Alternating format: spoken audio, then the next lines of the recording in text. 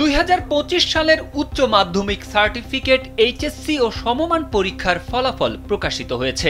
11টি শিক্ষা বোর্ডে গড় পাশের হার 58.83%। বৃহস্পতিবার সকাল 10টায় একযোগে অনলাইন এবং স্ব শিক্ষা প্রতিষ্ঠানে ফল প্রকাশ করা হয়। গতবারের তুলনায় এবার পাশের হার কমেছে 19%। 2024 সালের এইচএসসি ও সমমান পরীক্ষায় গড় পাশের হার ছিল 77.78%। এবছর এইচএসসি ও সমমান পরীক্ষায় দেশে 202টি শিক্ষা প্রতিষ্ঠানের কোনো শিক্ষার্থী কৃতকার্য হতে পারেনি। Admission open at Uttara University.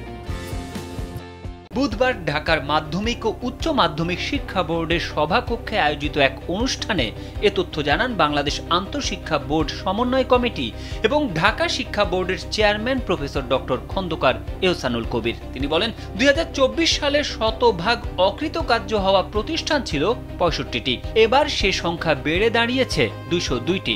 শিক্ষা মন্ত্রণালয় সূত্রে জানা গেছে, এবার 11টি শিক্ষা বোর্ডের অধীনে এইচএসসি ও সমমান পরীক্ষায় অংশ নিয়েছেন 12,51,111 জন পরীক্ষার্থী। এর মধ্যে ছাত্র 6,18,015 জন এবং ছাত্রী 6,33,096 জন। দেশের 2,797টি কেন্দ্রে পরীক্ষা অনুষ্ঠিত হয়েছিল।